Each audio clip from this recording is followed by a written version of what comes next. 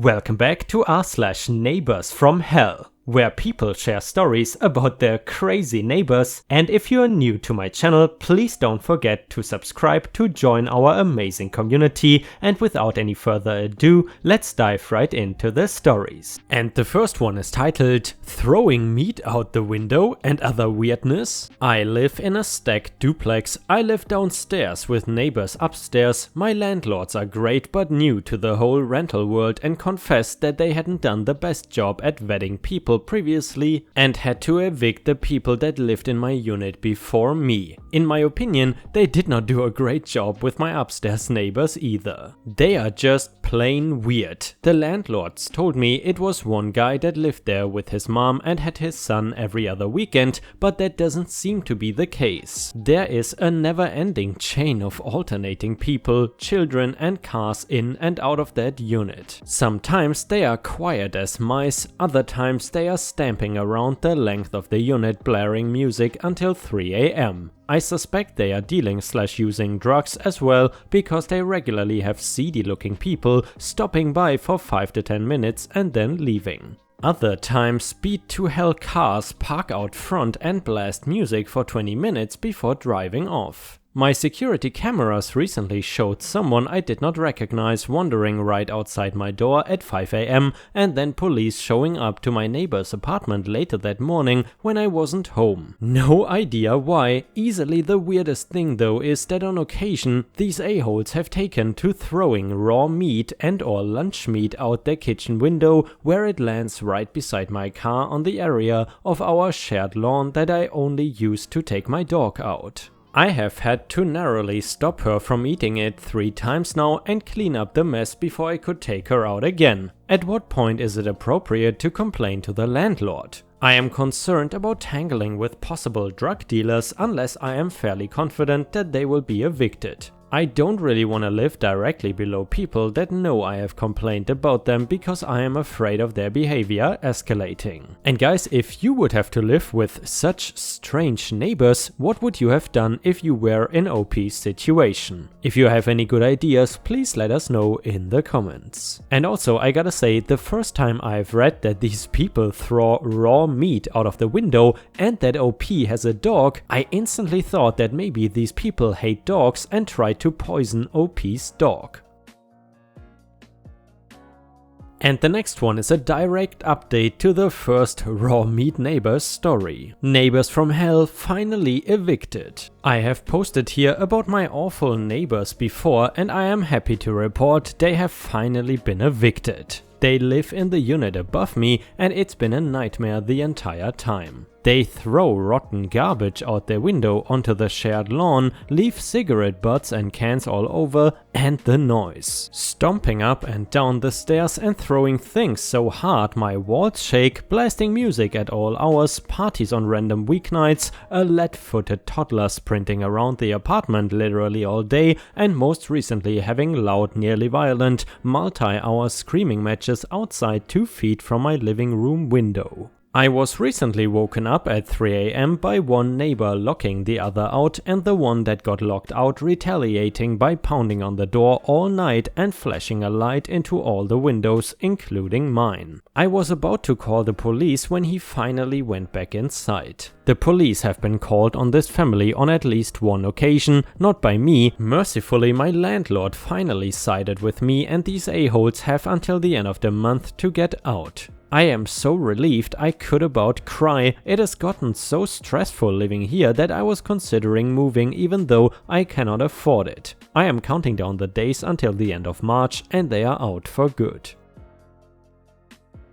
And the next one is titled Karen Neighbor Threatens to Burn Down My House Because of My Pets. Hey all, welcome to another crazy Karen story. To start this off, I have some unconventional pets. Tarantulas, snakes, a spoiled mouse, and some conventional pets like cats and dogs. As such, I have gotten a lot of pushback from entitled people, however this last interaction takes the cake. I was out walking one of my dogs when I heard screaming coming from a few houses down. When I got closer, I found out it was my new neighbor screaming at Ray, the pest control guys. This woman is a shorter Hispanic woman with short, brightly colored hair. Spit was practically flying from her mouth. A young, bored-looking boy stood in the doorway of the house. When Ray sees me, he waves me over quickly. And guys, I was just wondering, is there a Hispanic equivalent to the American Karens? If you know any, please let us know in the comments. As I mentioned before, in Thailand, obviously the whole Karen meme is not really well known, and I would not be aware of any equivalent.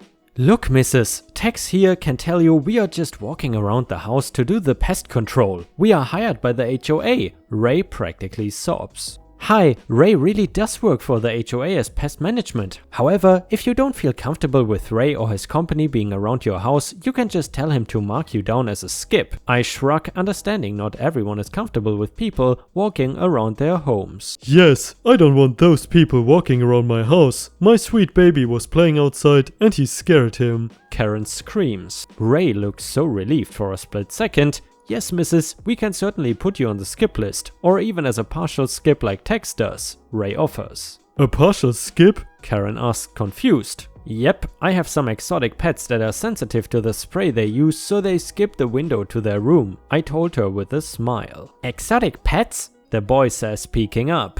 I smiled, going into full teacher mode. I explained that I have many different kinds of pets. I told them that I take in a lot of specialty pets people buy before doing the research on. Or, since the virus hit, I've been getting a lot of animals from people who have moved back in with their parents and they couldn't take their animals with them. The more I talk, the more excited the boy looks, and the more horrified the mother does. Wait, she interrupts. What kind of monsters are you keeping? Excuse me? They are not monsters. They are just awesomely uncommon pets. I snapped, slightly annoyed. Snakes, spiders, they are monsters. How can you keep them? Honestly, I would just burn the whole house to the ground and just take the loss. Karen screeches. Now, something you should know is that as a child I did in fact have a house burned down. Both my parents were badly burned and spent months in the hospital. My brother and I had nowhere to go as none of my family could or would take us in. The firefighters ended up cleaning out a back room at the station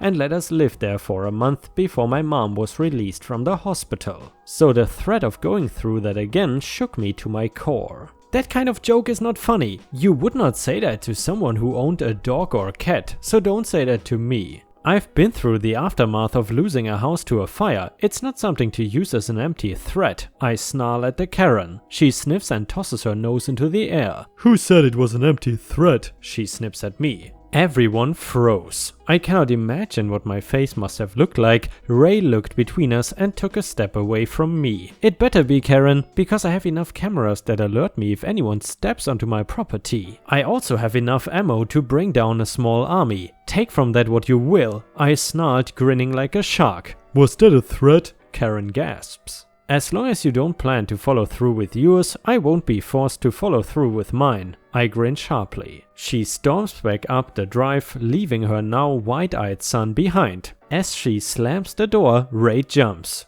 Well, that wasn't how I expected this day to go, he sighs tiredly. I just nod. The kid looks at me and sheepishly before shyly asking, "Could I hold one of your snakes and see your spiders?" Talk to your dad when he gets home, and if he says yes, yeah, you can come over and hang out. I tell him, still trying to calm down. I know I probably didn't handle it the best, but when she was talking about burning the house down, I just thought back to trying to drag my autistic brother out of the house, not knowing if my parents were still alive. I could still practically smell the burning wood and feel the burns I got on my back from trying to shield my brother flare up. The fear of that happening again was hard stopping. Update: the kid came over and had a blast. Fell in love with some of the noodles, and dad has asked if he could help with my snakes to see if maybe he could get one in the future. So he is fostering Nayash, the corn snake. Nayash is still living with me, but he will come over after school to help take care of him. And guys, I'm curious, did you ever have any exotic pets? I gotta say, I am not the biggest fan of pets in general, if it isn't cats at least, but a few weeks ago there was a sort of pet Pet Animal Expo or something like that when I was still living in Chiang Mai. And one dude over there had a lot of snakes, and honestly, I am pretty afraid of snakes, but he also had little baby snakes, and essentially you can hold these snakes and they are curled up like a ball. And I gotta say, that was pretty cute, but definitely I wouldn't want a snake at home. And the next one is entitled Trollface Neighbor Gets Cleaned Via Power Washer After Stealing Basketballs from Kids. Thank you everyone who enjoyed the last story. Here's the one where Trollface Neighbor versus my dad and his power washer. This was a long time ago, and the story takes place in June/July when all the kids were on summer break. My sister had to fill me in on how it started. The list of characters. MS is my sister. Clarification: I graduated from a hemorrhoid to a permanent fissure, being the royal pain in her ass. Dad, our dad, sounds like Christopher Walken, old school Queens, New York accent, and NC, my niece, 8 years old. In addition, there is NP, my nephew, 7 years old. Trollface lives across the street and she looks like a scowling troll. And then EN2, entitled Neighbor 2, old lady who lived next door to Trollface. And then me as myself, the fissure that is a constant pain in the butt to my older sister. Where MS lived was a dead-end street and kids were all over the place playing. My NC and NP were going to the park to shoot hoops, but there was an incident where older kids were picking on the little ones. My NP actually got into a fight with 2 of them for picking on his sister. NC joined in to protect her brother, black eyes and bloody noses all around. My dad, upon hearing this, said, "You know, I'm gonna go head to the store. I think I have a solution." He took off and came back to MS's house with a basketball hoop. It was a portable/movable one and the kids were stoked to be able to play in peace. About a total of 6 kids in the neighborhood were all happily playing basketball, not bothering anyone. They would pack it up around 5 PM in the evening. The best part is all the parents could look out the window and see the kids playing. About a week goes by and Trollface comes out screaming at the kids and wanting them to stop making so much noise. This is at 3 PM in the afternoon. EN number 2, who lives next to Trollface, joins in screaming at the kids, telling them to go home. The kids ignored them and continued to play. MS hears someone pounding on the front door and she sees Trollface with EN2 standing there looking like 2 creepy serial killers out of a horror movie. They scream at MS about how the kids are making so much noise, the kids being disrespectful to them, and threaten to call the cops. MS tells them to leave the kids alone and get off her porch. Trollface demands that the basketball hoop be taken down. MS shut the door on them. Well, it was assumed Trollface called the cops because the cops come out to see what is going on. The kids playing basketball, which is not a crime. The police officers told Trollface that they can play and if there is noise after 11 PM, then they can issue a citation. The kids are home in bed at that hour. Trollface was pissed, so she thought if she and EN number 2 sat outside to taunt the kids, that would be enough to get them to stop playing. It was like trading one bully for another type of situation. If the ball would come close, Trollface would take it, saying it is her ball now, and refuse to give it back. She did this every day, waiting for that ball. I guess she figured taking the ball away would stop them from playing. It didn't work. One day my dad shows up. MS filled him in what is going on, and I guess he figured this would be the perfect opportunity to test out his brand new power washer. He grabs a lawn chair, puts it facing directly across from Trollface. He had the power washer set up ready to go. He takes a seat as Trollface glares at him while EN number 2 goes back in her house. EN2 didn't want to piss my dad off because he helped her out with yard work and knew better than to F with him. I show up and I see my dad sitting out front wondering what the F is going on. Me? Dad, what are you doing? Dad, I'm just enjoying the day. Sings a little song, boom bada boom. I'm gonna be cleaning out a rat's nest soon. Suddenly he jumps up and turns the power washer on. Dad, hey, hands off the wall, rat. Trollface, It is mine now. My dad smiles and turns to me. I bet you $5 that girl has a wig on. He shot the power washer at her hair and her wig flew off her head. My NP was quick to collect the basketball, while Trollface is screaming in horror trying to cover her bald head screaming. Trollface: "You goddamn prick, my hair, oh god my hair." Dad: "Watch your filthy mouth. If you want bald so bad, go play with your husband's rat." She ran into her house and I guess her husband was out that day. The best part, majority of the neighbors were out doing yard work, walking or just enjoying the day, and they saw it all go down. I pulled my wallet out and slipped my dad $5. "Dad, looks like I cleaned the rat's nest out. Job done. I'm gonna go get some coffee." Trollface called the police and they came. All the neighbors gave statements of what Trollface had been doing, and she had been making nasty remarks to the kids when they were outside playing. Nothing happened to my dad, but they insisted he not spray anyone in the future. That woman had taken 8 basketballs total. The cops got the balls back and told her if they are called out again, they would be arresting her for harassment and property theft. The best part was no one saw Trollface or EN2 outside anymore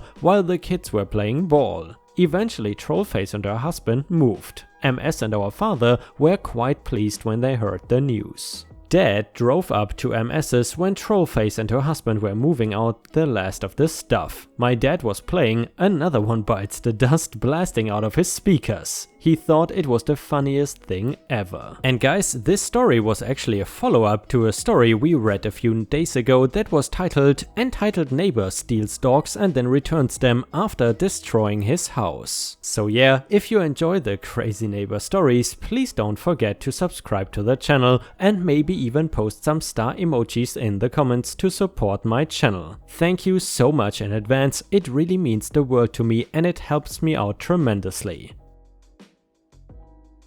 And the last one has nothing to do with crazy neighbors, but instead it is a Tales from Retail story titled "Attention, we would like to congratulate EM on her new sheets," posted by user Witch Thief on r/ripe stories. Retail is wild, so are the people. The store I worked for was the same high-end store from the $200 lady. This store also has a home section that I happened to be working at the time of this incident. I am minding my own business on a relatively slow day in my department until I see a kid poking around the bedding section. There is no parent inside. I generally like kids, so I go over to see if he is lost and ask where his mom is and offer to help find her. Well, this little EC is having none of it and starts throwing a tantrum, screaming at the top of his lungs, and starts to run around my section, the one with knives, pans, kitchen things, bedding and things that could get this kid seriously hurt if he is not careful. Not only is he running around, but actively dodging any attempts to corral or calm him down. I cannot match the energy of an 8 to 9-year-old on a sugar high, so I call for some co-workers and a manager to come help or at least find this kid's parents. No sooner do I hang up the phone, we didn't have walkies, than from across the section I hear his horrible little giggle. He is jumping on our display beds,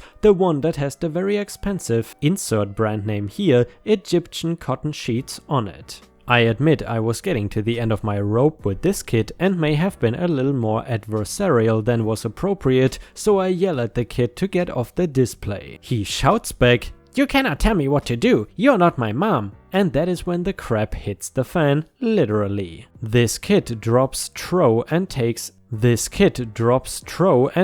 a nice big steamer right on the expensive, pristine white sheets. My manager witnesses this as the two of us just stand there dumbfounded at what is unfolding before us. I think it took a full 30 seconds to process what was happening before reality snaps back in. My manager is pissed, understandably so. I offer to go get the bio cleanup and start taking care of it, but he stops me. My manager grabs the phone and hits the broadcast all button that allows you to talk through the store speakers and says one of the best lines I've ever heard in my life. "Attention shoppers, would the woman whose child is running around the home department please come to the counter? I repeat, will Jimmy's mother please come to the home department? We would like to formally congratulate our big spender on buying $1,500 worth of bedding. Thank you. Well, EM comes storming down the escalator. It turns out she was 3 floors up in the makeup section. She is red-faced and starts the usual,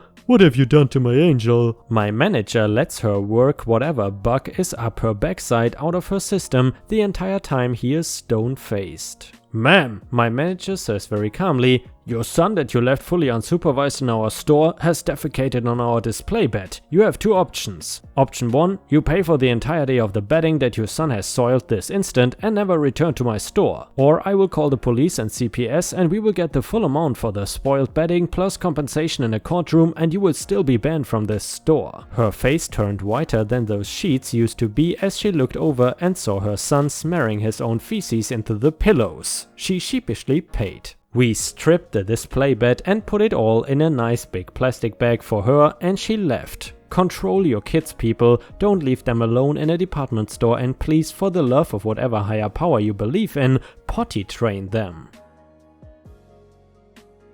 And guys, unfortunately, we have already reached the end of the video. I hope you enjoyed today's stories, and if you haven't already, please also go to patreon.com/ripeyoutube, where I upload exclusive Reddit videos starting at just $3 a month. This is a great way to support me in case you are interested, and the chance for me to become independent from YouTube revenue.